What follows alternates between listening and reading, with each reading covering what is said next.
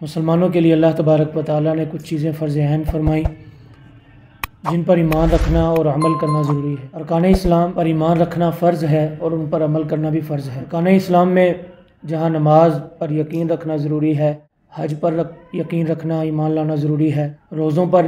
ایمان لانا ضروری ہے، اس کے ساتھ ساتھ زکوٰۃ پر ایمان لانا بھی ضروری ہے، اور جن پر زکوٰۃ فرض ہے ان کا ادا کرنا بھی ضروری ہے۔ اگر تو اس کا کوئی انکار کرے کہ میں اس پر ایمان نہیں رکھتا تو وہ دائرہ اسلام سے خارج ہے، لیکن اگر فرض ہو وہ ادا نہ کرے تو وہ حرام قطعی کا سبب بنتا ہے، یعنی اللہ تبارک و تعالیٰ کی بارگاہ سے اس کو بہت بڑا گناہ ملتا ہے، کیونکہ قرآن پاک میں بے شمار آیات میں اللہ تبارک و تعالیٰ نے زکوٰۃ کے بارے میں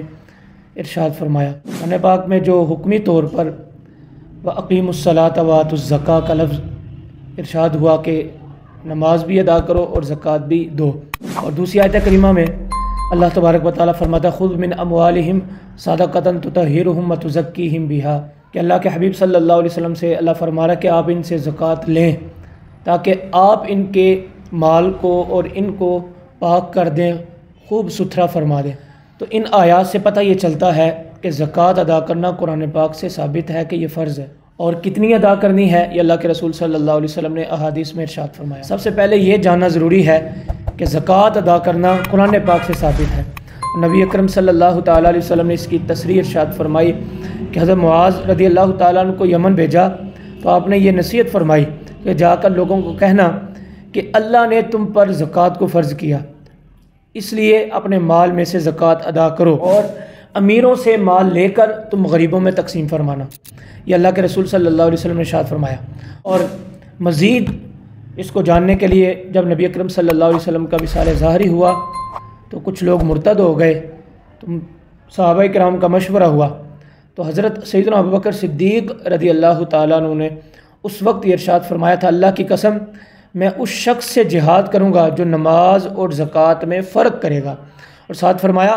جو اللہ کے رسول صلی اللہ علیہ وسلم کے زمانہ اقدس میں ایک رسی بھی دیتا تھا اب وہ اس کو روک لے گا میں اس کے ساتھ بھی جنگ کروں گا۔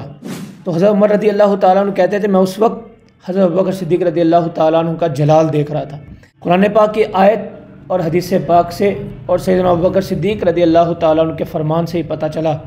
کہ زکوٰۃ ادا کرنا یہ لازم ہے، اگر کوئی اس کو ادا نہیں کرے گا تو قرآن پاک نے بھی اس کی مذمت بیان فرمائی اور نبی اکرم صلی اللہ علیہ وسلم نے بھی اس کی مذمت بیان فرمائی۔ انشاءاللہ اس کی مزید وضاحت ادا کریں گے تو اللہ کتنا اجر عطا فرمائے گا، نہیں دیں گے تو کتنا گناہ ملے گا، اور کتنی ادا کرنی چاہیے اور کب کرنی چاہیے اور کن اموال پر زکوٰۃ ہوتی ہے، اس کی وضاحت انشاءاللہ مزید سماعت کریں گے۔ اللہ عمل کرنے کی توفیق عطا فرمائے۔